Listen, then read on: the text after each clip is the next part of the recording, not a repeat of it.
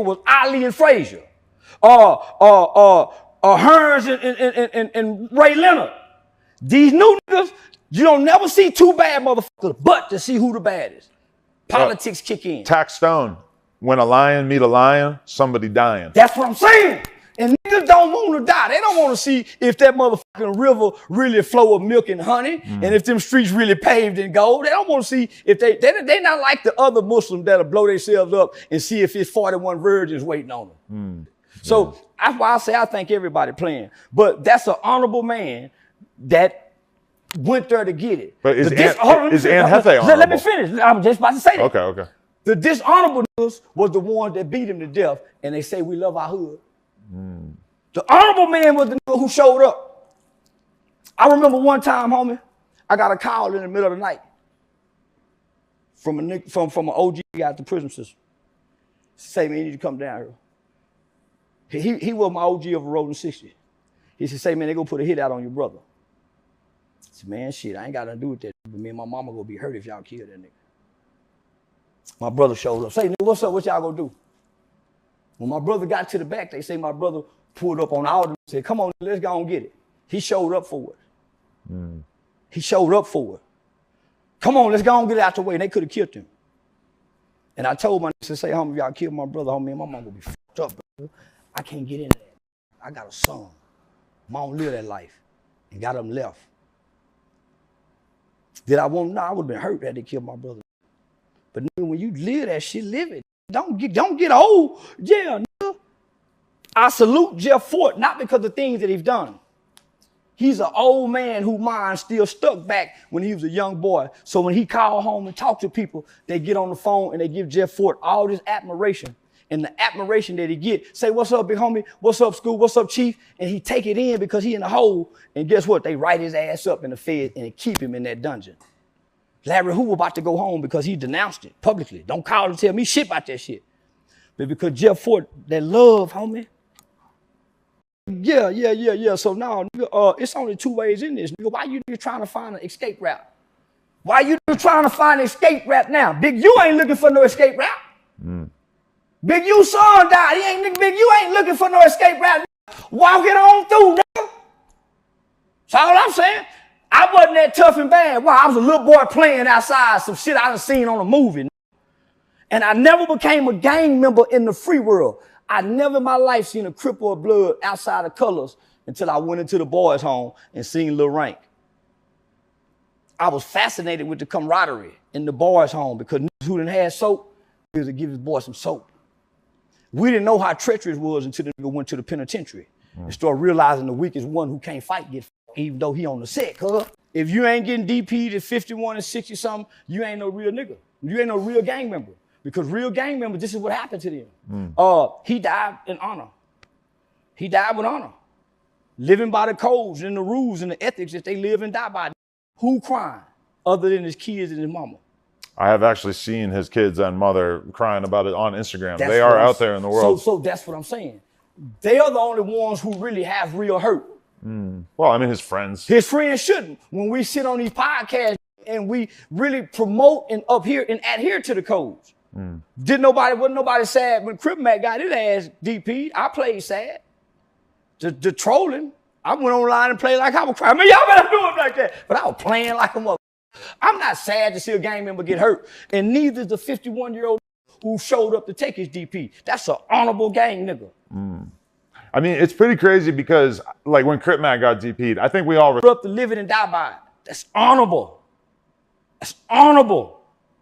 He chose his life. He walked into the graveyard. You know, I got to respect that. Why? Because when I watched John Gotti's movie when he died, and John Gotti Jr.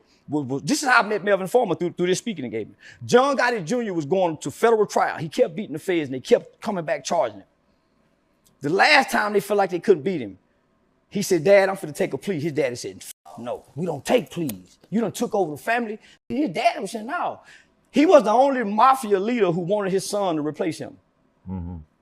John Gotti on his deathbed, when the Catholic priest walked in and get ready to speak over, he rose up and told him, get the f out of here. He walked into the graveyard. My old Pops Weasel, Texas, spent 30-something years in federal prison, 80 years old, walking into the graveyard. We ain't real if we don't walk into the graveyard. Okay. Because the gangsters before you put the suit on, our conversation was good. Baba Louie, Barefoot Pookie, Melvin Farmer, Big Sight, Cappuccino, some of the biggest names in this shit. They all took me in and sat me down and told me what I needed to hear. What I saw at these parks, no other place outside of California that came Crip Blood got that kind of resilience to be these kind of gangbangers. So this is what I'm telling everybody outside of California. You're not a real Crip Blood because you get to go do 10, 15 years, come home and live off your reputation. You don't get to check in, have to come in, and you get to be pow-pow that drive trucks. When they call something out this way, everybody checks in. That's all I'm saying. Okay, well, one dimension to this is that they're saying that a lot of people think that Aunt Jefe may not have even thrown a single It don't blow. matter. None of us was there. Like the nigga who made the video saying, nigga, when the gang members start talking about DPs online? Because all you want to be podcasters. Well, this allegedly happened back in January, and I don't we know didn't when know it about it happened, till now. But if you ain't getting DP'd at 51 and 60 something, you ain't no real nigga. You ain't no real gang member. Because real gang members, this is what happened to them. He died in honor. He died with honor. Living by the codes and the rules and the ethics that they live and die by. Who crying other than his kids and his mama? I have actually seen his kids and mother crying about it on Instagram. That's they are out there in the world. So that's what I'm saying. They are the only ones who really have real hurt. Well, I mean, his friends. His friends shouldn't. When we sit on these podcasts and we really promote and adhere to the codes. Wasn't nobody sad when Crip Mac got his ass DP'd. I played sad. The trolling, I went online and played like I was crying. Man, y'all better do it like that. But I was playing like a mother. I'm not sad to see a gang member get hurt. And neither is the 51-year-old who showed up to take his DP. That's an honorable gang nigga. I mean, it's pretty crazy because, like, when Crip Mac got DP'd, I think we all Up to live it and die by it. That's honorable. That's honorable. He chose this life. He walked into the graveyard. You know, I got to respect that. Why? Because when I watched John Gotti's movie when he died, and John Gotti Jr. This is how I met Melvin Farmer through this speaking engagement. John Gotti Jr. was going to federal trial. He kept beating the feds, and they kept coming back charging him. The last time they felt like they couldn't beat him, he said, Dad, I'm finna take a plea. His daddy said, no, we don't take pleas. You done took over the family. His daddy was saying, no. He was the only mafia leader who wanted his son to replace him. John Gotti on his deathbed, when the Catholic priest walked in and get ready to speak over, he rose up and told him, get the f out of here. He walked into the graveyard. My old Pops Weasel, Texas, spent 30-something years in federal prison, 80 years old, walking into the graveyard. We ain't real if we don't walk into the graveyard. Okay. Because the gangsters before you put the suit on, our conversation was good. Baba Louie, Barefoot Pookie, Melvin Farmer, Big Sight, Cappuccino, some of the biggest names in this shit. They all took me in and sat me down and told me what I needed to hear. What I saw at these parks, no other place outside of California that came Crip Blood got that kind of resilience to be these kind of gangbangers. So this is what I'm telling everybody outside of California. You're not a real Crip Blood because you get to go do 10, 15 years, come home and live off your reputation. You don't get to check in, have to come in, and you get to be pow-pow that drive trucks. When they call something out this way, everybody checks in. That's all I'm saying. Okay, well, one dimension to this is that they're saying that a lot of people think that Aunt Jefe may not have even thrown a single It don't blow. matter. None of us was there. Like the nigga who made the video saying, nigga, when the gang members start talking about DPs online? Because all you want to be podcasters. Well, this allegedly happened back in January, and I don't we know didn't when know it about it happened, till now. But the only way they found out is because you're talking about it online. Vipers get in the pit. Why? Because somebody's reputation go lose. Whenever you see two big bad motherfuckers on the yard and everybody be wishing that they hit and get into it, one of them avoids the other one. You never see two Vipers get in the pit, whether that's basket, whether that's boxing. Last time you seen two Vipers get in the pit was Ali and Frazier. Hearns and Ray Leonard. These new niggas, you don't never see two bad motherfuckers, but to see who the baddest. Politics kick in. Tax Stone, when a lion meet a lion, somebody dying. That's what I'm saying. And niggas don't want to die. They don't want to see if that motherfucking river really flow with milk and honey, and if them streets really paved in gold. They don't want to see if they not like the other Muslims that'll blow themselves up and see if it's 41 virgins waiting on them. So that's why I say I think everybody playing. But that's an honorable man that went there to get it. Don't get old. Yeah, nigga. I salute Jeff Fort, not because of the things that he's done. He's an old man whose mind still stuck back when he was a young boy. So when he called home and talked to people, they get on the phone and they give Jeff Fort all this admiration. And the admiration that he get, say, what's up, big homie? What's up, school? What's up, chief? And he take it in because he in the hole. And guess what? They write his ass up in the Fed and keep him in that dungeon. Larry Hoover about to go home because he denounced it publicly. Don't call and tell me shit about that shit. But because Jeff Fort, that love, homie. Yeah. So now, nigga, it's only two ways in this. Nigga, why you trying to find an escape route? Why you trying to find an escape route now? Big U ain't looking for no escape route. Big U's son died. Big U ain't looking for no escape route. Walk it on through, nigga. That's all I'm saying. I wasn't that tough and bad. Wow, I was a little boy playing outside some shit I done seen on a movie. So I told her, I don't know if I can get booked for a killing. But you better be there. I gave her the address. We're going to get killed together. And I'm dead serious. I was in Philly by myself. I done this Gilly son, the Oshino. I advertised my show. Not that I think I'm bad, but though I walk through the valley of the shadow of death, I shall fear no evil. I've been speaking against evil.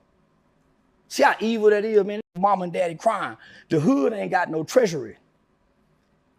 I used to hang with the Latin Kings in Fort Worth. When I used to do youth outreach, they was my youth outreach group. And I used to go to their funerals. And I used to watch the Latin Kings have a treasure where they can go to and get a family something. Crips and Bloods ain't got no treasure. A treasure where we putting something in the pot. Man, fuck them. That's why I say fuck that shit on me. I'll give something to that family in honor of that honorable man. Yeah, who was trying to be honored. There's no honor amongst thieves. So how can you amend these rules? These are the rules, nigga. They referred me to a doctor, and the doctor prescribed me medical marijuana. So I got my Texas medical marijuana card, and I started back smoking weed. And when they pitched me again, I went to my lawyer's office and gave it. And my lawyer's secretary, Michelle, said, Charleston, I don't think the judge is going to honor that. I said, well, why couldn't he honor it? It wouldn't be no different if I was in a car wreck. I went to a real doctor. This is real legitimate. I'm in a database. I'm in the Texas Department of Public Safety's database for having this card. She said, well, I don't think. And yeah, the judge said, fuck that card, and locked me up and gave me a no bond. Damn. Yeah, so I had to go 11 months. I went 11 months without smoking. Yeah, I went and shit. I started trying shrooms then. Oh yeah. Yeah, I started micro dosing shrooms. But you weren't drinking? No. Okay. I'm not a drinker. When I started doing comedy, nigga be nervous before the show. So say, give me a double shot. Spectacular. Well, that's ecstasy. Well, I'm just saying, alcohol, all of it make it spectacular. Didn't you? Yeah, all of it. Anytime you alter your mind, and you're already in a stimulated mindset, that sexual experience is great. Right. Yeah. But I feel like every drug has a trade-off that, in my opinion, is not really like worth it on average, besides weed. I done seen the cocaine nigga party like a motherfucker. We talking about fucking hoe, and when it's time to fuck hoe, he can't get his lawnmower started. Oh, every day. That's anybody who does coke. That's a constant problem. Yeah. So and this was, this when nigga was running train on hoes, and he be over there say, you can't get started. So yeah. Now, so yeah. Definitely. Only time I think you can perform at your best is when you got something new. If you got something new. Something new, I'm really liable to get it over with too quickly. Being the average nigga. So when you hear about a nigga 50 years old dying. Right. Man, nigga died at 52. I started going to the funeral, walking up to his best friend, the pallbearers. When we get back to the church at the repast, and we eating it at the table, eating the chicken and shit, I say, y'all think them pills killed that nigga? We just think, nigga, we've been taking these pills for the last. The pills to me feel so mild. But no, they don't. When you take them pills, you getting the bitch at the gas station. I started looking at that shit. That shit got 70,000 milligrams of what? So what they buying the Slitterfall, the powder, the form that's in Viagra and Cialis. Right. They're buying it like a key of it. Because I done bought a key of Slitterfall before. There's a lot of random shit in those pills, but all these guys are also doing things that we actually know for a fact are horrible for you. But hold on. They waking up doing this every day. The pill every day? No. They waking up doing the drug till we know that's killing them every day. Yeah. Listen to the effects of the pill. Man, when you take that shit, your vision start getting blurry. The lights be dripping. You be driving like me ruling the house. So I don't work out for muscles. No, I work out for the endurance and the to be able to work out. But so you inject yourself with TRT. I go to a doctor. I go to see Dr. N. And he does it what, once a week? I try to get in there once a week, but I go every other week because I'm on the road. So what it does is the NAD it rejuvenates your mitochondrial DNA inside of there because we mess it up drinking, not sleeping, partying. So nigga, I'm like the athlete, nigga. They have a doctor that you can go to. I do a 40 pound of blood work. And in this 40 pound of blood work, you tell the doctors in my blood everything that my body needs, depleted of, lack of, So I regularly do this because I'm in a tax bracket where I got this information hanging out with you. I hang out with Stephon and Tate them, so I got to be able to keep up with them. I got to be able to keep up with them niggas. And shit. Yeah. Then when I introduce you to the niggas that know what to do. See, the gang banging nigga, the football mind nigga, the basketball mind nigga, the pussy mind nigga, they ain't got no business mind. I'm a business minded.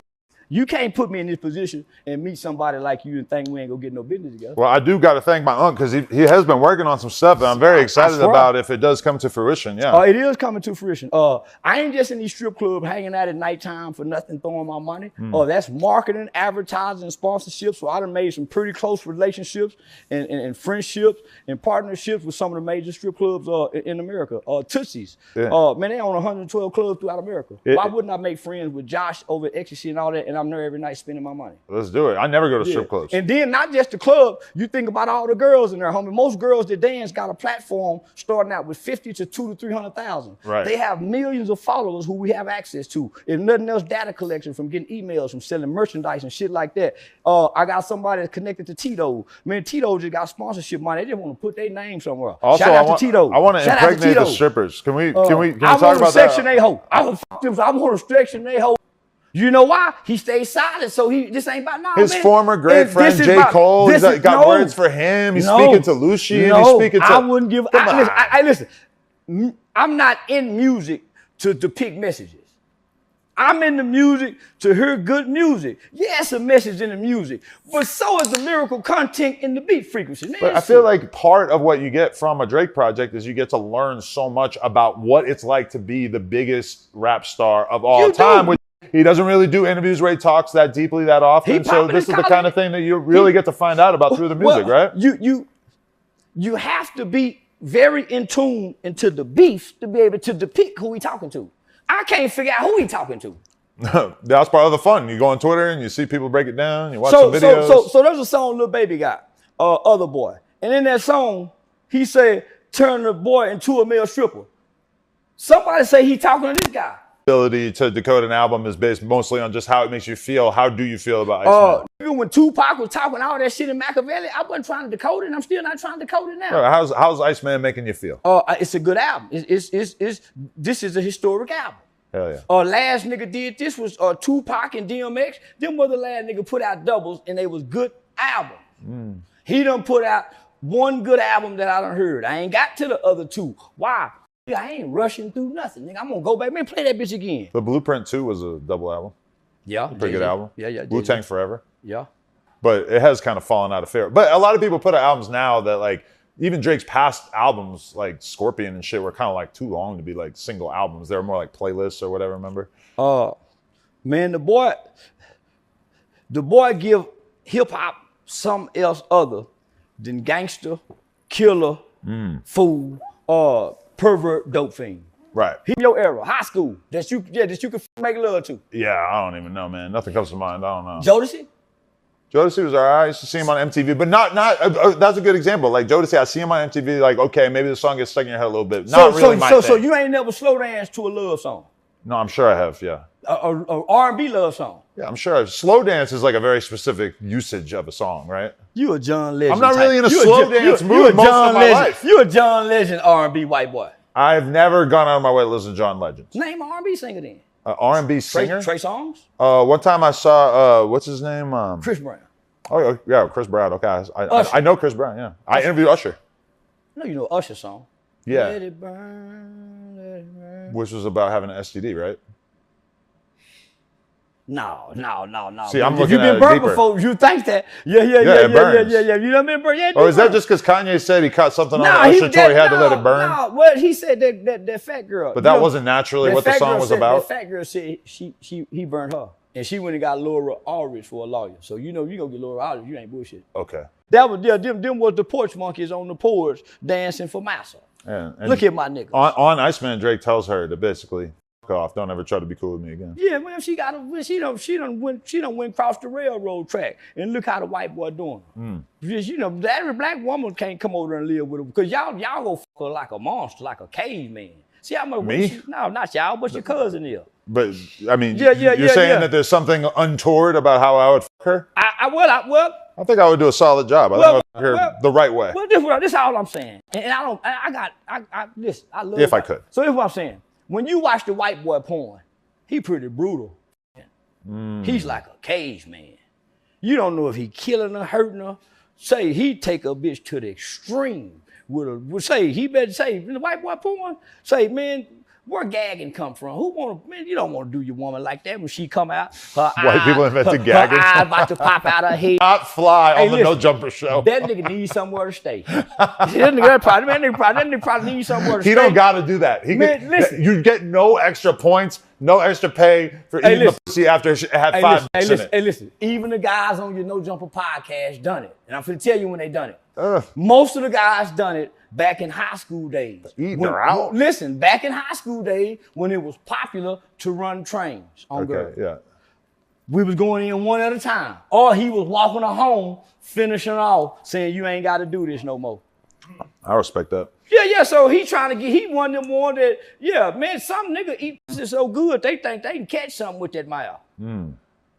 Yeah, then some niggas say, man, all I need to do is put that dick on her. Oh. And I'm saying all I need to do is talk to her. Just let me talk to her. Let me ask you this, about the Drake thing. The biggest critique that I see people trying to push about Iceman is basically that they think that it's tacky or corny that he...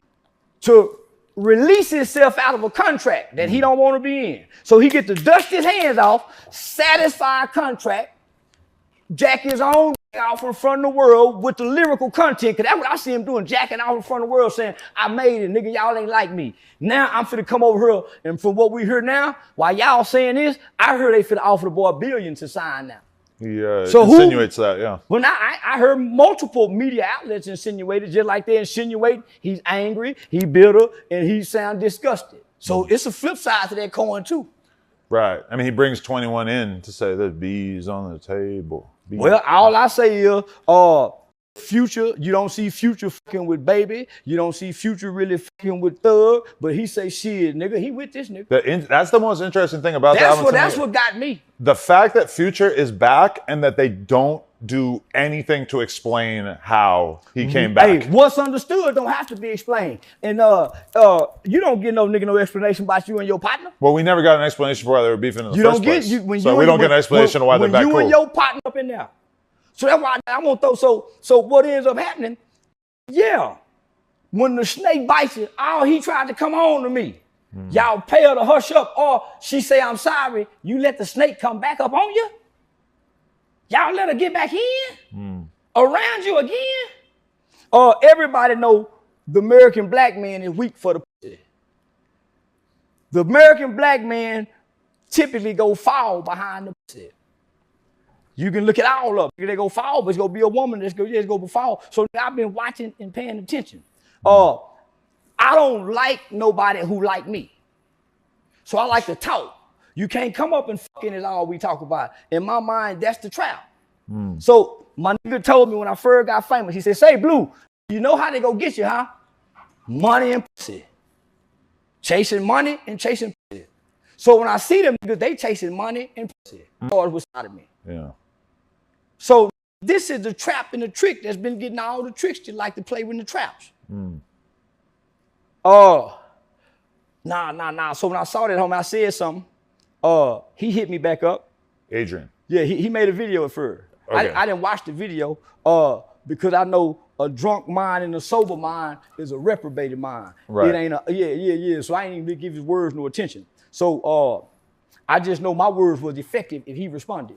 So what ended up happening, I talked to Mr. Carl Lewis, which is Don King's attorney. I've been in talks with Don King and Mr. Carl Lewis about partnering and taking over Don King's boxing promotion. Really? So I might end up being his boss. Oh, wow. So that's why I said something to him. But you think he has any kind of future boxing? Yeah, he do. Hell yeah, he do. So I tried to get a fight with him and Aaron the Plumber, but Aaron was scared, talking to Don King. Aaron the Plumber should not fight Adrian Well, I Broner. feel like anybody that was just saying, come on, homie, you getting a second chance when most don't get a second chance. Right. You're on the biggest stage now, and this is what you come back to show the world that you're in these conditions with this mind, this behavior. I remember before I knew who he really was, and he was real big. I watched him going to a Burger King with $10,000 You saying like in a video or something? in a video, Okay. a viral video, and he wiped his ass and threw over $3,000 in the toilet. Wow. So when I see him begging for money in those conditions, I say, boy, look at this. So when God, whatever you believe in, or whoever, when they put you back on this stage and you get a chance to rise, your fall gonna be harder and greater because this is what you gonna do with the chance. Yeah. You supposed to be back in that bitch streaming and you and that after the party. Now it's time to get serious. It was trillions of dollars in that event last night. How you laying back on the stage when they ask you about fighting, you bring up, yeah, my baby mama. At some point, black man, you got to get serious. But he's streaming. Shit happens, I guess, yeah. But anyway, what you say about Floyd? I think this shit happened because you was talking about Floyd, nigga. Your pimple decided to just explode out of your face? That's crazy. That is crazy. Hey, I respect it. But nah though. What did you say though? Okay, so that 10 years ago you did a remix of Panda by Designer that you called Slammer, and I was listening to that song and you had a lot of bars going at Floyd and really anybody who associates with him. You were talking crazy, talking like some real gangster shit. Yeah. What had to happen between then and now in order for you to be cool with him? Actually, and why were you even like so pissed off at him in the first place? He did an interview and he's talking crazy. Oh, right. Okay, I saw that, yeah. But me and him, we talk, bro. And then I'm old. I'm a lot older now. So it's like, bro, that shit ain't nothing, bro. He ain't never stopped me. He ain't never stopped me from getting no money. Like, me and him that was into it. His friend P really called him my best friend. His best friend P really called him my best friend, Lil G. Yeah. Like, they talking to my brothers. Everybody is still cool. That shit ain't nothing. I still go around. I still went around. So even though you were going at it, you would still be what, around at fights or around his... Around him. And it's stable. And you'd say, what up? And it would be cool? Yeah, they'd be like, what up? And he'd be like, see, AB? Come on, AB. Was that him just not taking you serious because he thought that you were just tweaking out and talking shit in interviews or what? Nah, it's just like, it's a mutual respect thing, bro. But it's like, I'm a nigga that you can't just say anything about me, bro, and think I'm not gonna say nothing. Cause with him, he's so goated, he's so big, and you probably can relate to that a certain amount yourself. Like at the height of your success, you probably had people around you that felt like they couldn't check you or they couldn't correct your behavior because you were on top of the world, right? You damn lie. All my brothers will tell me, hey, bitch ass nigga, you tripping. AAB, bro, you tripping. But somebody who reaches like crazy levels of success, I feel like usually gets those people. I feel like I reached crazy levels of success. How many four-time world champions in 4 different weight classes you know? Hey, I'll give it to you. I'm just saying that Floyd, at a certain point, I think he reconstructed his whole world to make it so that everybody who was around him had to kind of do what he said. I mean, but anybody can do that. You can. I've been accused of that. Yeah. You do that. I have been accused of that. Yeah. Anybody can do that. It's about how you structure your life. Yeah. But what I'm saying is, we made it to a certain amount of celebrity and we've accomplished so much that it put us on a magnitude to where it's like, damn, we gotta treat them like this. And like we got a good thing going, or he reached out to you. But it seemed like he be trying to play big bro in a sense sometimes. Hell no, you know he love bro. But it was like I had to let him because he be having he's still like young. Yeah. So I be having to get him to understand, bro. This ain't that, bro. I understand what you went through, but I'm not one of them people that's gonna fuck you, bro. Plus, you not my type. There's no like vibes or anything like that. You don't think he might be zesty? No, hell no. Oh, okay. I was just checking because I don't know. Hell no. Quit playing, bro. I mean, you just were like, "Oh, I'm not your type." I just wasn't sure if you thought that like. Nah, we play. Because this would be a crazy like long-term strategy to like eventually turn you gay. Like, I'm just gonna do like 100 streams with you. You a whole ass. Nah, yo, 100 streams. But I mean, honestly though, like, I mean, so many people put so much like effort behind the scenes to make their streams go up and all that type of shit. But with y'all just naturally funny and people just gravitate y'all. Y'all can really just cut the camera on. Y'all really just get going. No, that's all we do. We don't plan shit. We just when it's time to strike, it just cut it on, and they go from there. Yeah. So how much ain't no effort behind the scenes? Like, cause like nah. Just we for the stream. We don't listen. I can be in this room. He can be in that room sleeping, and it'll be like, "Hey, we about to strike." Get dressed. They come out, and it just be turn the camera on, and they go from there. does it feel like a way different world? Because you coming from sports and boxing and everything, it's such a hardcore world where you have to like prove yourself all the time. You know there's dudes who are better than you. You know who you're better than. It's just a lot of respect involved. And then streaming in comparison is like, obviously there's like real shit that happens on stream, but also it's like you're very incentivized to fake shit. But on the other end, well, unless you end it early, you know, but then on the other end of that is like either the greatest joy that you've ever felt, the joy of winning, or humiliation and you feel like shit, everybody talking crazy about you, etc. Like, it's not true. Well, I mean, you tell me, but it just feels like those two things got to like be so different. Because in my greatest loss, I felt amazing. I wanted to do it again. I knew that fight would show the world that I'm different, because a lot of people would have quit. In the circumstances I was put in when I fought Maidana, a lot of people would have just quit. So in my mind, I'm like, man, we got to do it again. But so you never really let it have like a big negative impact on you? no, it hurt. It hurt, but I understood it. I got a different like mindset. You know what I'm saying? I understood. I'm like, man, damn. But the joy of winning has got to be insane. You offend people to make them want to be venomous towards you. You never make nobody feel like they're worthy to be in your presence. I mean, people will watch any old random person crash out and be drunk and act like a fucking psycho on social media. But somebody that they used to revere as one of the greats in boxing, like that's real catnip for the people. Now, you know what was the greatest one? DMX. When DMX fell from glory, boy, y'all don't know, DMX used to be, DMX was a bad motherfucker. Nobody have sold album like him. He was in movies. Niggas, all the major movies. Then he went back to doing drugs. Then he failed, started going to jail, child support. Then he went to Arizona, and boy, every other week we were making fun of him online. Yeah. And he was one of the greats, nigga. And he was smoking crack. Became martyrs. So they get immortalized in a way that's different. Martyrs. So they didn't just die. Yeah. They became martyrs. Why? It was heightened success. King Von, heightened success. Mo 3, heightened success. When you get past the success, like all the greats do, I'm finna go back and get the old Harlem Globetrotters and you go play on my team. Not the new Harlem Globetrotters, the old ones who done been forgotten about. Okay. There's no more old that's being introduced to the young. You seem like you would fit in good with some like 70-year-old Harlem Globetrotters. I will, yeah. I grew up listening to him at the barbershop. Them with my Michael Jordan.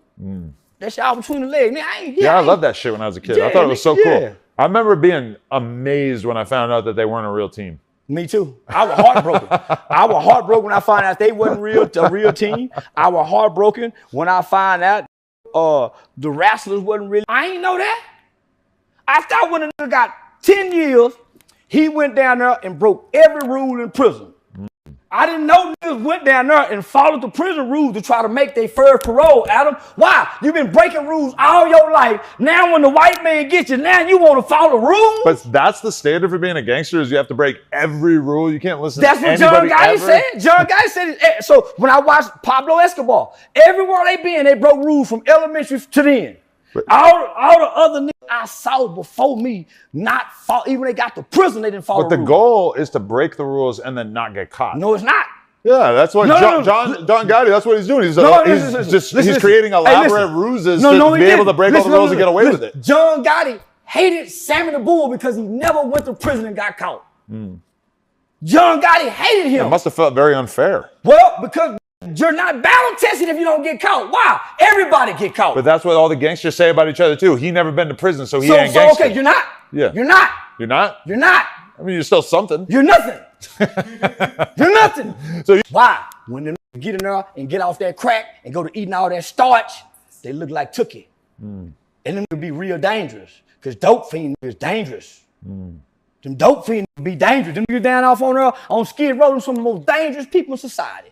When you get in there, that's them dope fiends. You've been laughing. Now they big homies. Say, look out, big homie. Say, look out, OG. So, yeah, miss me with the killer talk out here. You are not gangster if you ain't been to prison and prove your gangster. He was in the hospital. He was in jail for threatening the baby mama with a gun. So he said he got 6 months to live. You gon' die. And you wasting time on earth if this is what you're doing in your last day. If motherfucker tell me I got 6 months to live, I ain't fit to do no UFC boxing match. you know what I mean? No.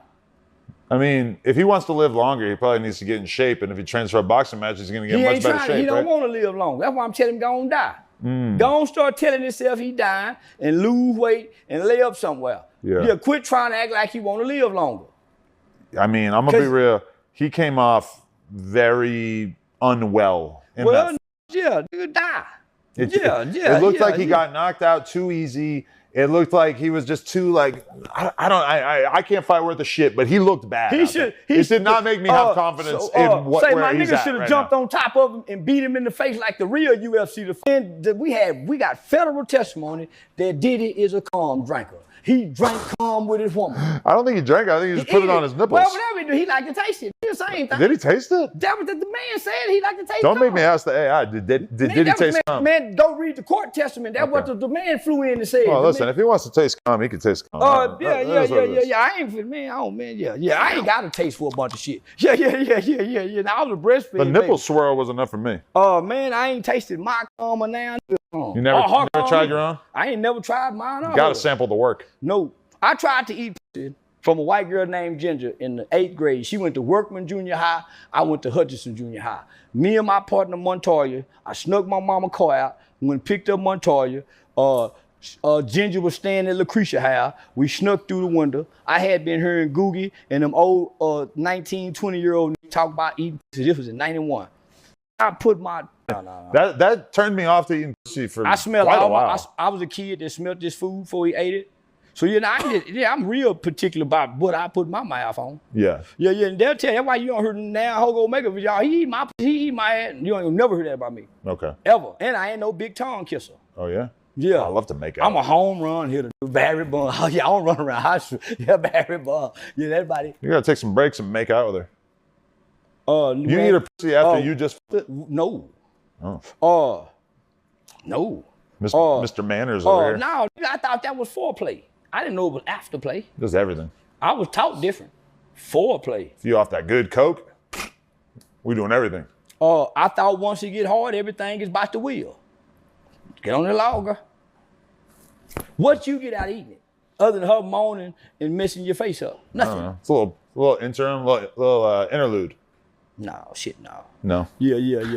Okay. Yeah, white boy started that. He's like sitting on it. Yeah. White boy started that. Yeah. He didn't start eating since '93. Doing is the fact that he's going up to black people, calling them the N-word. Racism is the belief that one racial group is inherently superior or inferior to another, resulting in That's prejudice, discrimination, or antagonism. I can't imagine anything more blatantly racist than walking up to a black person and using a word that we all know is loaded with meaning that suggests that you are inferior because of the color of your skin. I've used it against China Mac. Y'all didn't have a problem. I used it against Aiden Ross. Y'all didn't have a problem. It carries no weight against a white guy or an Asian guy. What you mean? I use it. What you mean? Does nothing. You can call me. It does nothing to me. I say it to you. We all know it's explosive. So black people are so weak that we have to say they're the only people who can't handle the words? I mean, in the of black people, Jews have look been how long it took before Chud got shot. But it took months and I ain't been dozens shot of black I've been people. Worse. I done disrespected Jews and everybody. Everybody. So how can I do it and he can't? I've been doing it for 7 years. Okay. If Dead baby. Chud, free speech, baby. I'm with you. I can't wait to hug you, baby. Fuck these niggas. Fuck these niggas. They're chimping out. They're not acting like real humans. These are fucking savages, Chud. Me and you, we're proving this together. But look, so few black people were willing to do anything violent to him. It took months of him offending all these different black people. And nobody was actually doing anything but to they him. do something violent to each other every day. He finally f***ed with the wrong guy. He didn't f*** with the wrong guy. The guy ran up on him. He didn't shoot him. They were f***ing with Chud when he came out of court. Right. They were f***ing with Chud when he came out of court. And guess what? He stood on it, baby. But he stood on it and said, you know. He got enough. He's one of the biggest names on social media now, and they finally found one black dude who was willing to attack him. Yeah. And his dumb ass shot himself in the leg. Yeah. I mean, that's pretty funny, right? He shot who in the leg? Chud shot himself in the leg? He shot himself in the leg, well, too. when you're being attacked, you're not playing for the attack. Yeah. I bet won't nobody else try to attack him. King Von never shot himself in the leg. Well, King Von was running those who will try to hurt somebody first with the disrespect of a business. But they'll kill each other, Chud, over the slightest disrespect. So I think you're doing us some justice. Wow. You're helping us take out our trash, and you're exposing the hypocrisy that anybody can disrespect American black people as long as you're not black. They'll kill another black person, but they won't kill me, Chud. I've been disrespecting these kids and these chimps forever. I go find the lowlife, Chud. I just don't pick out just any old black. I go find the lowlife of the black society, and I tell them, come on, you I'll put your ass in jail. I'll shoot you. I'll make you. In the name of, I can say what the fuck I want to say. And if you try to attack me, I'm going to do what Chud did. Okay, but isn't that part of the problem here is like Chud is targeting any old black person, and you have been targeting like rappers that you have actual beef with? Well, I target any old Asian people. I made Houston news. I made Houston, Texas. I made national news because I just target some old Asian people. I got into it with China Mac, but I just went and target the whole Asian. They admire my lineage, that old man. So I done talked to Corey Gamble. Me and Kanye used to go back. Me and Kanye spent years, a whole year. I don't know what part of the world he was on, but man, we spent still almost all night long writing paragraphs or sharing spiritual ideology with each other. A lot of people like to use QCP as an example of how a lot of rappers in the game like Boosie are hypocrites because they'll go so hard on somebody like 6ix9ine, and then when QCP gets allegedly exposed for being a snitch or having cooperated with police in the past, they don't really have any oxygen for that. You think that is an accurate critique? Well, it's an accurate critique because he really didn't snitch. How so? Who's proved the paperwork to say he's done it? It's speculation. Well, they do have paperwork, don't they? Well, that's why I say everybody's torn. When you got paperwork, nobody's torn. When you got real paperwork, nobody's torn. I hadn't really seen the discussion. Okay. That's RD now. That is RD. Radrick Davis? Yeah, because ain't no Gucci would have never told nothing. Right. Yeah. Gucci would have went to back to sipping syrup and put them top golds in his mouth, took them veneers out. Nah. It is crazy that if he were to become intoxicated again, if he were to go back to drinking lean, if he were to be like outside in the streets, pulling up on people, do all these things that are like really, really bad for his life and for his likelihood of living a long life, that I feel like hip hop would instantly fall in love with him again and wouldn't give a fuck about the snitching shit. Hip hop love crash outs. Yeah. They love crash outs. Yeah. They resent him because they stopped giving him good content by becoming a sober person with a mature life. Man, all your homeboy be mad at you when you get a good bitch. Yeah. and she take you in. You seem like you done changed your life, man. She bitch done talking. I need love. And ain't no more. Rod Wave, he sad. Everybody sad, in pain, or horny. So I just shit. Yeah. I'm stuck on Lil Baby and Finesse 2 Times. What about the music? Yeah, that's why I'm stuck on Lil Baby and Finesse 2 Times. You don't feel like Lil Baby kind of lost it at a certain point? No. He talking money talk. Yeah, he talking money talk. And he sneaking and fucking in the hole. He talking money, player talk. What the player do with the money? Make all the pretty boys upset. Cause they been cute all their life, fucking the hole. And now the funny with the big nose and the bucked out eyes and the funny looking ugly lip coming through with the money, fucking on the hole. And he a pervert, they say. Boy, long. Everybody hate that kind of. Everybody hate that kind of. You think Lil Baby's a pervert because he fucks too long? I done some business with some. He want to come up with a pill, they say, to try to stop you from jacking off. They said, that boy, yeah. That's yeah. Ak talked about this too. That's why they said that. Did I get that from you or did you tell Ak about that? He didn't get that from me. I'm just repeating what I got from a reliable. Man, them go, man, they gotta go K-pop. You draw. So their audience comes with a risk. No, okay. None of them are from the same city. You don't worse. got to worry about putting a Crip and a Blood together because we got a New York guy, a Cali guy, a Texas guy. I'm gonna tell you something. It's gonna get complicated though. I'm gonna tell you something what I once heard a nigga say in the hood. You can take a nigga out the hood, but you can't take the hood out the. So when you go get them from different cities, they come with homeboys and friends that's go beef with each other because they from different cities. But if you go get a kid that's not attached to anything risky, why do we need at-risk kids? Why do we need at-risk niggas? Because the culture like demands some level of risk and edge to anyone that we're going to be interested in. Wave don't have no risk or edge. Showed up fat, sang, and sad. He like shot at his girlfriend recently. That was recently, but before it became big, when he showed up fat and sad, he didn't have an edge. But you still have.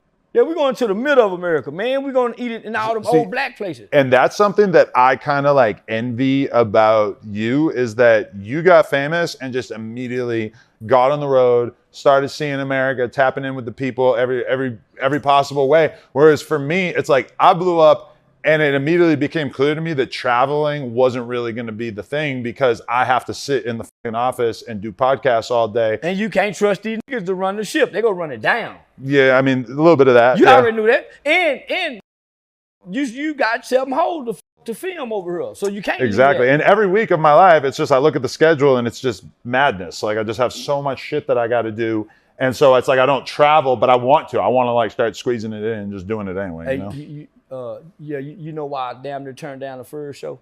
Why? When I said I was gonna do it. A fair show? You remember the first show when I was like, nah, man, technically I ain't gonna do it. Cause I gotta be honest. Consent. And this is just looking like a crazy ass scandal as far as the 607 Unk universe goes. Nah, I ain't seen that. Oh, you didn't see that? Wow, I'm breaking news. Here we go. It's obviously, just to add more context, it's hit different because of the fact that everybody knows Jaleese to be such a terrible drunk. First thing. My first thought as you were saying that, I don't know nothing about this shit. That's a whole line. That's a bitch mad about something. Why? Any grown bitch that's running to the internet to say that her pussy been tampered with and she still got DNA on her pussy and in her pussy and these niggas got action and money, I'm running to the police. I call bullshit. That's why I call bullshit on the Diddy shit. Cause ain't now time have Cassie went to the police. If a nigga do something to you, much as women put niggas in jail for just threatening them and fighting up the house, take your pussy and you drunk and you can remember he did it, I call bullshit if you ain't hit 911. But she claims that she went and tried to get a rape kid and that they basically told her that they couldn't do it because, I don't know. Slim. But that's over now. No, that's Cud name. But I thought we were banging mummy dust now. No, that's Cud clothing line. Oh, but ODM was a clothing line, right? Or is that too gang? No, ODM is ODM Slim. Right. That's a little chipper. That's C-Bop. a little C-Bop. I just found out his name is C-Bop. The 57th Street Tiny Low General. But is he the only C-Bop or are there more No, C-Bops? Cud, we got 7 C-Bops. 7? And they all under Cud. And they all do destruction? Oh, Cud, a lot of it. Wow. Shout out to C-Bops from 5-7. Oh. Shout out to C-Bop. I had no idea. Because I asked somebody a question in an interview. I forget what. But I was like, so C-Bop said. And then everybody laughing at me in the comments like, you don't know that that's ODM Slim. Oh, neighborhood crip, that's good. Yeah. That's the low. Shout out C-Bop. All right. Shout out ODM Slim with his big ass shiny head. Shout out my low C-Bop. You do have like a Megamind thing going on though, right? I was messaging him on Instagram this morning saying you got a big ass head. Yeah, that's the low right there. Yeah, Shout out C-Bop on hood. You got to get. Been from there years, so they respect what say, so they like what you fight me on her, so I'm gonna say fight on her and have fight hey, everything gonna see all right. I mean, the first time I did an interview with him, I was with Spody Face, so you know he shout out Spody Face. Shout out Spody Face. Spody. I say that just to say that, you know, as much as traditionally their hoods would have beefed, that apparently he had kind of moved. Well, they're grown men. When you're grown men and you have general ranks, you could do different things with different generals. But are you saying you're not a grown man? I'm a grown man. I'm a general, but I'm going to stand on principles and everything I live on. You're a tripper. Allegedly. So I've heard. But no, I'm just a great guy. But you are a great guy. But do you think that would you have been able to do a podcast with Ann Jefe? And Jefe is more so on respect, and he would respect my thing. So you're cooling it off on that? No, I try to watch my words at times. Like, wait, hold on, baby. But she's a member? She's like a real member? She's a general. They have female generals? Oh, you do your thing. Yes. I didn't even know. She been from the hood since she was 12 years old. Whoa, and how did you guys meet? 10 years ago. 10 years? At an ODM Slim's candle spot in Tiny T-Mac, Big Snoo Case candle spot on 57th Street in Western. Oh, if I were to go there, I would probably show up wearing my mummy dust. You better wear your mummy dust. My fresh mummy dust. Wear your mummy dust. Grab your mummy dust. And get it out the mud. The more we say it, the more I'm like, I don't know if people are going to really be sold on this brand name. Oh, of course. You got to think about it. You get it off the mud till the day you what? Die. Oh, neighborhood crip standing on scissors. Oh, neighborhood crip. But okay, so but Ann Jefe, you someone you've kind of heard about over the years a little bit? Yeah, like I told you, on her. My homeboys, they follow Chud, and when I see older homies in different okay, so the Fulio killers, how'd you feel seeing them crying in the courtroom? I'm highly disappointed. I'm highly disappointed in yellow niggas, high yellow niggas with good hair, with waves in their motherfucking head. You was more deadly than anybody. The good homeboy, you come from the home, you done went over here with niggas uglier than Kodak Black. Julio Fulio was an ugly nigga to be beefing with. See how dangerous he was? Yeah. Yelling this boy here. The boy Marcus was my nigga. See, Marcus had more of a reason to kill. Why do you say that? They killed his cousin. Right. Your cousin usually like your brothers. Y'all, your mama, his mama, sisters, you and your grandmama, same grandmama. So that nigga in the interview told the police, Julio Fulio son killed my grandmama. So I can see him doing this. But good hair, yellow boy, get ready to go fight, because somebody want to you. This ain't the time to cry and come to the Lord. You get to the Lord 15 years on down the road. Boy, you don't need no Lord right now. You need a 7-punch combo, put on a little bit more weight, get them motherfucking waves off your hair. Boy, them waves on the hair, they gonna be like a wig. Damn, they go bald. Man, I don't want to hear that shit about the Lord. Fuck the Lord. Y'all done killed the nigga. Man, go on down there and nigga run the cell block. Right. Like that big nigga was who was laughing. Said, man, bitch ass nigga. Bitch ass. I was trying to act like that until I saw my mama crying. I was crying like a mother. Mama, I'm sorry, but I ain't do it. Mama, that's what I did. Mama, I ain't do it. But I was telling like a mother. My mama came in and cried. I tried to play like I was tough. But this what get me about these niggas. You niggas ain't left the county jail yet. I've been walking around this motherfucker like I can't be touched. Like every other white, law-abiding American and citizen. I'll call the police on you. Them niggas get what? So I remember gangsters didn't give a damn about the police.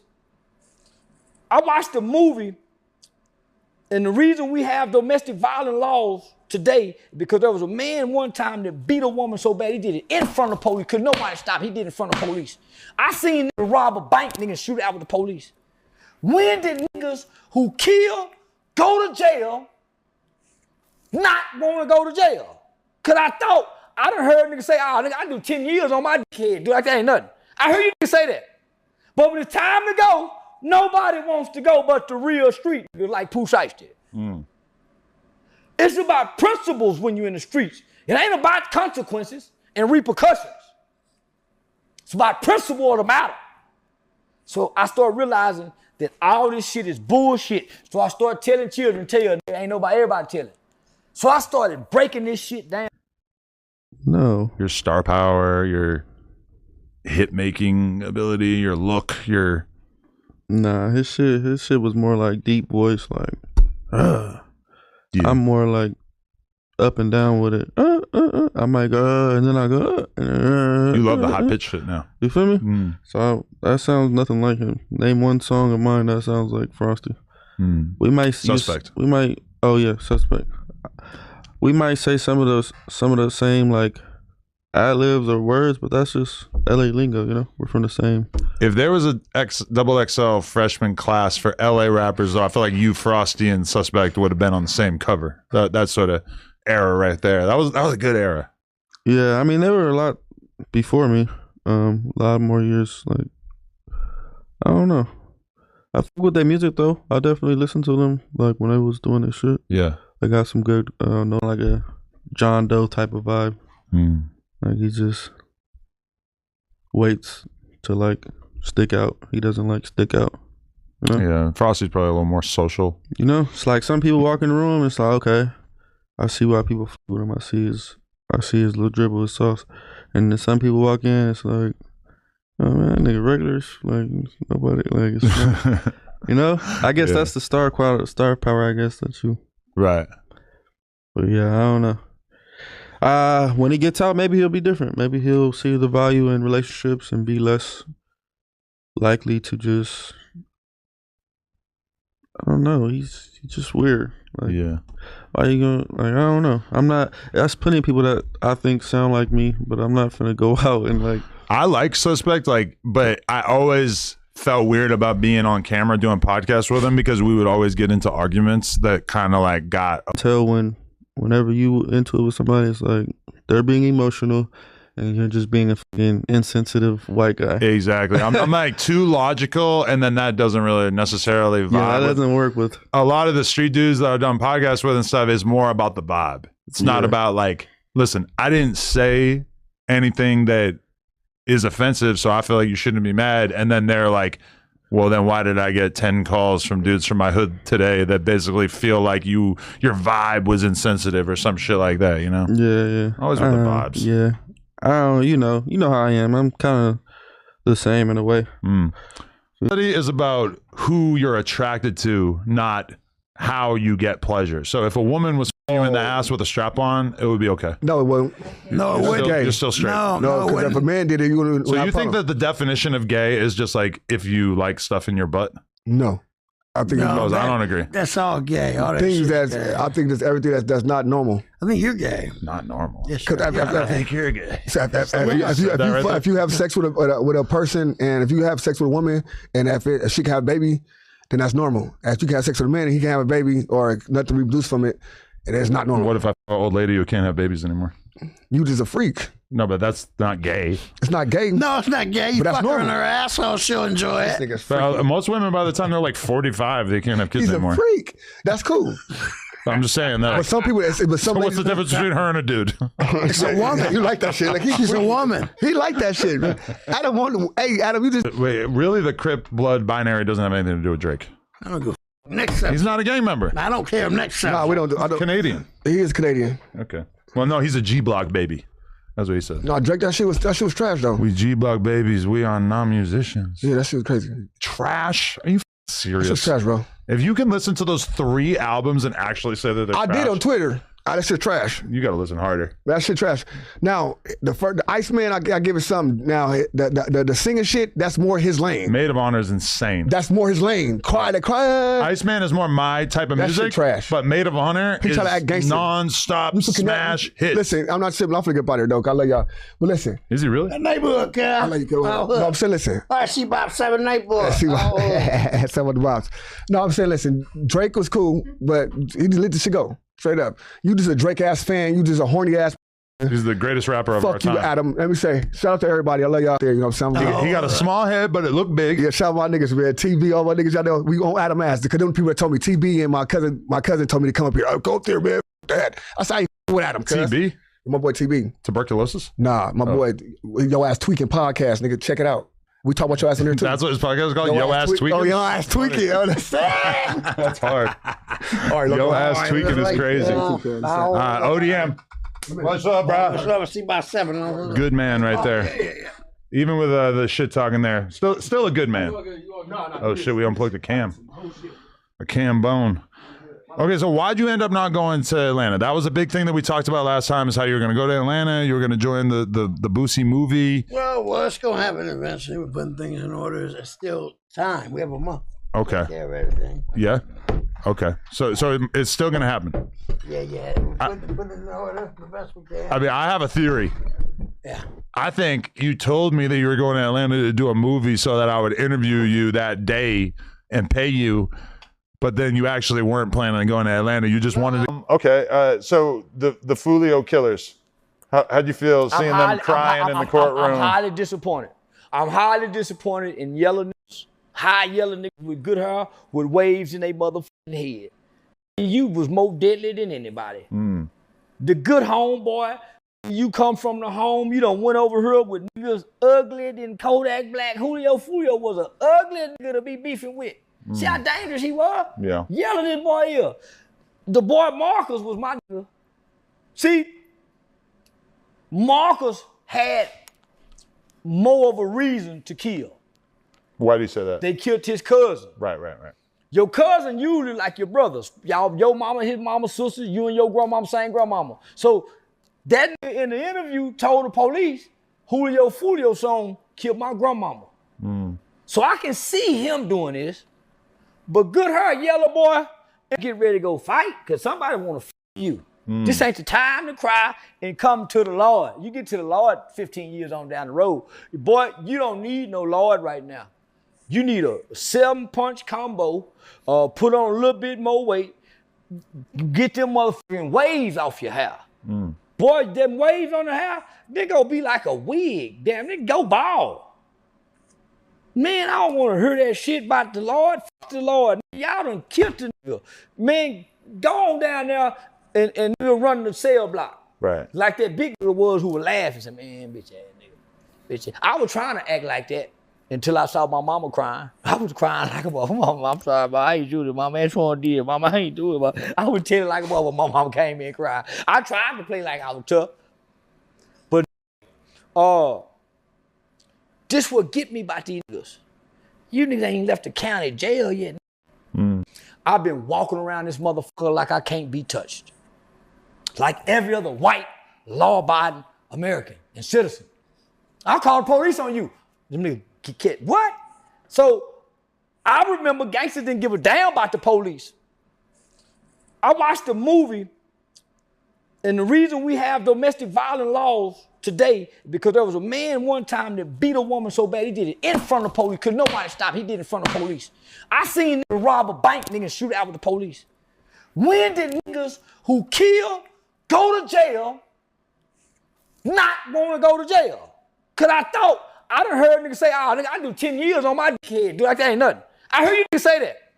But when it's time to go, nobody wants to go but the real street, like Pooh Shiesty did.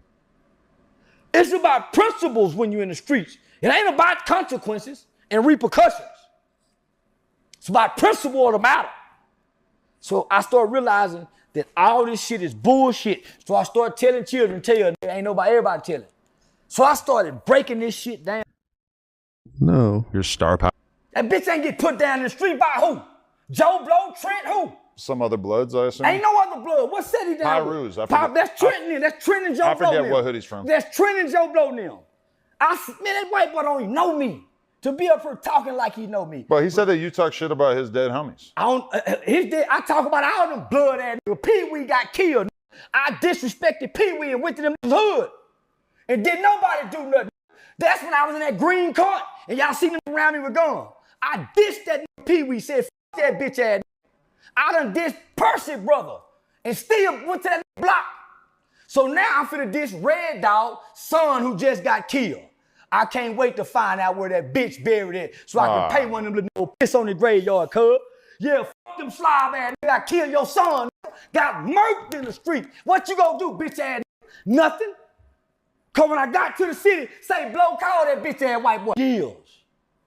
Kill, drive-by, drug, stole, hurt their mama, abandon their kid. Y'all ought to be able to take a look, words, fellas. Maybe this is y'all karma, cause y'all can't touch me. You can't touch what's on the moon. You ain't got no booking money or nothing. My ticket's too high to try to come to the show to go to jail. My ticket's too high. Ask Giddy the Kid. I was just in Philadelphia the other day by myself. Red Dog. Boy, I ain't got a tombstone yet, and I'm gonna go visit him. And I be hearing a young talk about how they killed him. He died like a coward. You don't even know me, bitch ass white boy. Think you gonna get on a white boy's platform and talk bad to the dude who run the city. I really run that city, you know it. But I don't know you. But I'm gonna get to know you. I'm gonna know everything about your son who got killed, the black bitch that had to beg to bury him. Y'all even have a white boy to speak on me. I did you like that when I got mad. When you didn't know me.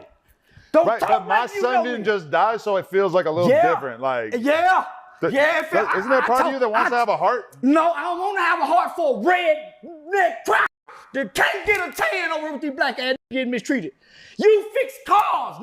So what? How he got that? That's respectable. Listen, how you got in with the you was a car putting speakers in. You didn't get jumped in no game. You was a car speaker mechanic hookup. I feed, clothe the streets. I disrespect dealers, killers, and gang members. What makes you think a white boy can talk to me and won't get disrespected? And you ain't no killer. I disrespect the 60s. Notorious. What makes you think I won't disrespect this white boy dead son? Come die by him. Cracker. If a white gang member kills you, that will be kind of the ultimate irony, right? For me? Yeah. I go down in history. But he might go down in history too, right? It'll break my heart. You're going to be the next. You don't. Because they don't get it in real life. Right. So it's hard to make better what you can in the production room than you can in real life if it's not staged and structured. Mm-hmm. So I don't engage everybody. I have a target audience that I engage. So if you saying something bad about me, I ain't finna click that to hear, because once I click, now you have weapons against me. Even if it don't affect me, if I listen long enough, it will. If you send me something, say, man, you heard what they said about you, I block you. Why you trying to hurt me? Why I want to hurt you? You heard it. Right. So my power is I never go watch a video to respond. I go study all your social media pages. It's a flaw somewhere. Something you love on there. Right. That's why before I try, yeah, boy, you better keep your kids off that page if you don't, yeah. You better not post your mama just died last week and you funny, we've been fucking around. Yeah. I'm gonna go, that gave me a 6-figure clothing deal because of the things that I've said in support of Palestine. Really? It's called Privilege Society. Wow. Crush clothing line out of Cleveland, Ohio. So, man, I done got free, man, I done went to the, man, when I said what I said about Palestine, homie, I got free ties, man, because they got the tie shops in Texas. So when you understand the conditions of the Palestinians and you know the history and you know the truth behind of what's going on,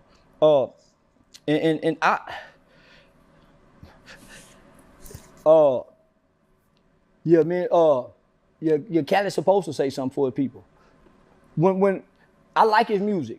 I'm in Miami. You like DJ Khaled's music? Yeah, I like his music. Why? Because he don't rap. He go get everybody that can rap. I just never really heard anybody be like, yeah, I'm a huge DJ Khaled nigga, fan. he done put some songs together. Right. But I'm not a DJ. It's to say Free Palestine on his album, even though he is not saying it from his voice. He's saying it from the perspective of the Palestinian people. I got a hoodie that I wear that has the Palestinian flag sewn all up in there, and only people see it as Palestinian. I wear it through the airport. They stop and take pictures with me. I wear it on certain podcasts. They see it. If you're into entertainment, stay in your lane and don't get into politics if you want to be a great entertainer. Yeah, that's pretty common advice. Yeah. So let me just say this though. Somebody that's friends with everybody is really friends with nobody. Khaled friends with everybody. Right. Yeah, so you know, I might take a little heat by living in Miami for this, but yeah, I'm Drake all day. And yeah, ain't nowhere in the world I can get in this position and have a connection to Jews, Palestinians, or whoever, and not try to whisper something in somebody's ear on behalf of my people. Close doors, out doors, something. But yeah, I'm gonna try to advocate for something, because this what really brought peace to the world. Yeah, there's probably a lot of truth Now to that. he Yeah. is the minority. Okay. It's still Why? the biggest group in Why? America, though. He have to adhere to everybody else's rights Yeah. and walk on eggshells doing it. It's the biggest group. It's just not the majority of the country anymore. I believe. I think. well, we might need a fact check, but I don't think you guys are the majority. With so many other ethnicities, 99 different tongues here now. They all got a town. White people just starting to get a town again. a town? Chinatown. Oh, okay. Yeah, they got a town. So you see those like all white communities down south that they're kind of creating? I'm loving it. You like that? I'm loving it. I think everybody should have one. You like it even though you wouldn't really be allowed in one? I don't want to be in one. All white, and this is what they're choosing. I want to be in Dr. King's dream. It is weird because I respect the idea that anybody should be able to live in whatever kind of community they want to live in. If you want to live in an all-white community, I think that's fine. But Jews do. Exactly. Yes. Everything. The back so much, but a darker brown than you would ever see a white person ever be able to obtain naturally. So let me just say this. They're shooting up blackness into their skin. Last week, Steve Will Do It flew me in to do a parody. Okay. He was blackface, I was whiteface. He went to a tanning thing, and this looked at black for real, in real life, because he got a big, Oh, I did see those pictures. Okay. he got a big nose. Right. Okay. Man, this how I know, man, he's a good, man, it's a good dude. His parents, his mom were great people, his sister. The nervousness, That he had. man, the nervousness that he had walking back and forth, I just said, And that's a white boy who says the N-word on the internet all the time. homie. And he was But still no, okay. I'm in his home with his family, so Stain and him show up. The nervousness of these white guys, Wow. who normally does anything like a nigga, hold his, talk slick and fly, try to fuck every girl he see. I'm gonna show him how to be a nigga. I don't need funny, because comedy is always not funny. It's stimulating and entertaining. And a good example of that has been the Kevin Hart roast, which everybody's seen a million clips from. And a lot of extremely offensive jokes in a lot of people's minds. Jokes about, like, you know, this woman whose husband committed suicide. Jokes about slavery. Jokes about George Floyd. You can joke about that. A lot of people are very up in arms about this. I joke about whooping women. I joke about graping. I joke about everything. I joke about child molestation. I joke about all that. Because why? It happens and it's funny. It's Why? funny. Yeah, it's funny. Why? Because you got one in your family that your grandmama probably still let around a girl, and he been molested for generations. It's an uncle and cousin in every family been fucking, and ain't nobody should shine a light on him. So yeah, that's funny. Playing like you mad about a bitch over here getting molested. So don't play. Hello. Well, yeah. He's doing weird shit. Arguably, Spider-Loc fell off as a rapper, right? No, Spider-Loc's a loc. Right. But as a rapper, like, when was his last hit song? Yeah, it's a beautiful world. That was probably at least 20 years ago. It was 20 years 25 years ago. No, it's a beautiful world. Just remember that. That's my luck, Spider-Loc. Didn't you, like, not get along with him for a little while there? No, it's not. Never not get along with. I just you find me with my schizophrenia and my mental illness. I flip out sometimes. Right. Spider-Loc showed me he's a real homeboy, and Definitely. when shit gets Mickey and tricky, he's there. Are you able to see your kid at this point, or is it too strained? No, we have something lined up properly where I could definitely see the baby. Just make sure the baby has dollars and she's all right. I can see the baby. Okay. But is it stressful with the baby mama? Yeah, a little, but it's getting better. It is. Okay. It's just the baby is 2, and I really see all The right. stresses are out. Yeah. Well, you know what I did tell her about you that I think gave her a little bit of consolation? Yeah. I told her, to Crip Mac, jail ain't that big a deal. He's just hanging out with his buddies. I can go through jail anytime, any day. Yeah. I can definitely can. I know how to take fades. I do. I know how to make a spread, do some working out. Yeah. But as soon as I told her that going to jail was not that big a deal to you and that you were just hanging out with your friends, she was like, oh, okay. Well, there you go. You want to know one of her things that she does from time to time? What? She'll go, Dad, what's Crip Mac's real name? And I'll go, Trevor. She goes, what's Brick Baby's real name?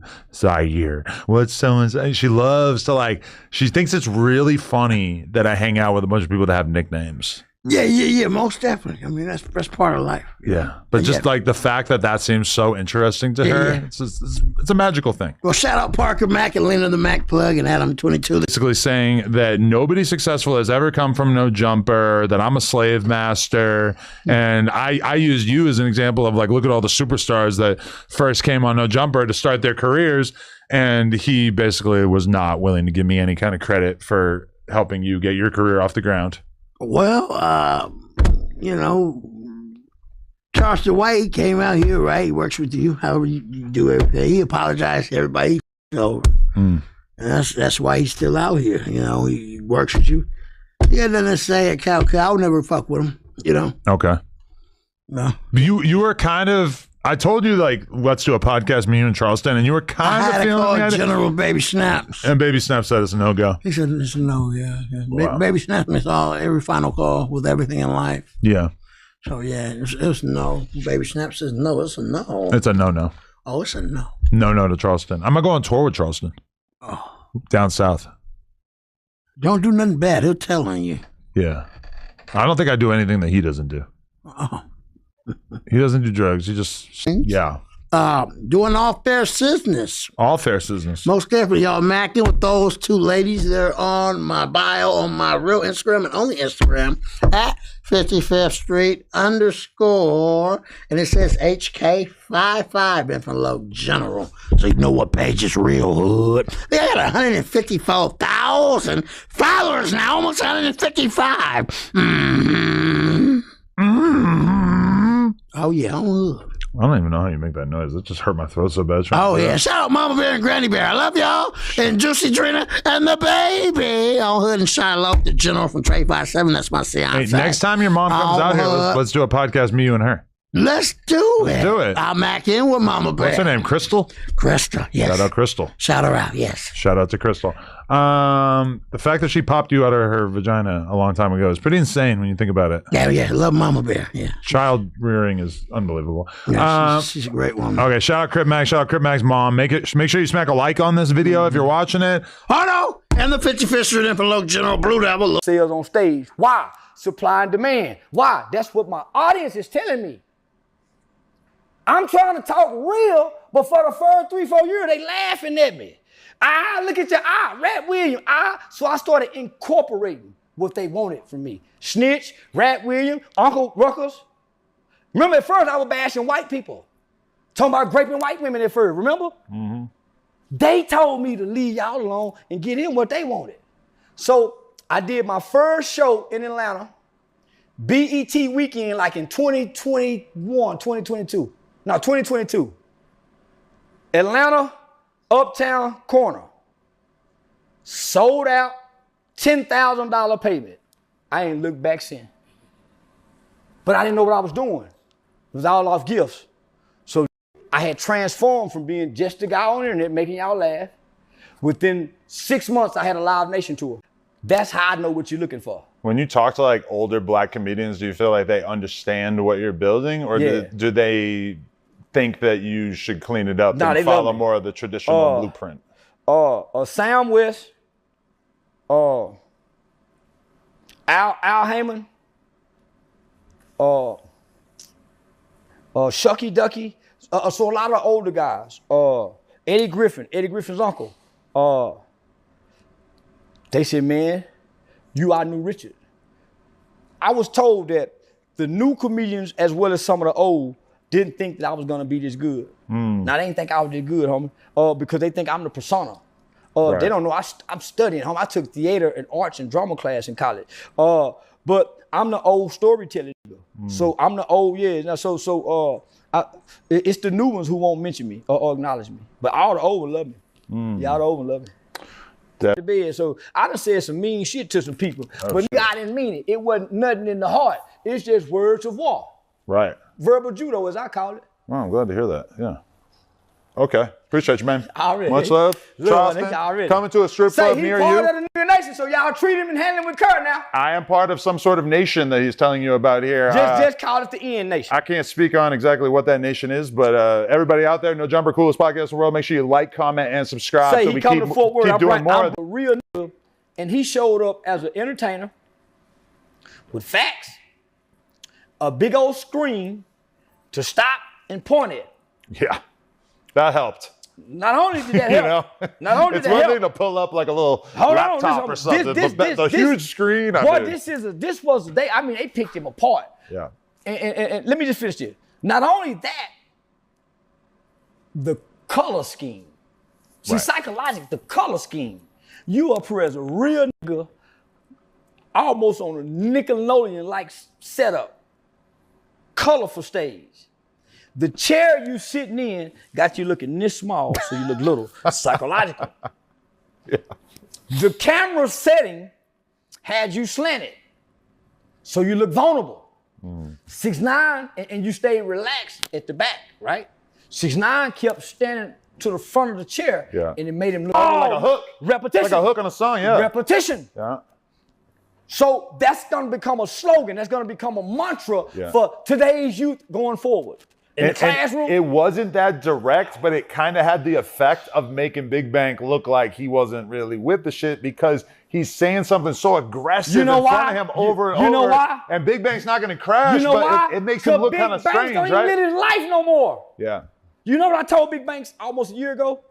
I said, homie, you can't straddle the fence. You're either a media journalist or a real You cannot come over here and side with your friends. Right. And if I come over here and say the truth, as a journalist, you have to remain neutral. You can't show that you're for this. You can't even really give your personal thought if you're a media guy.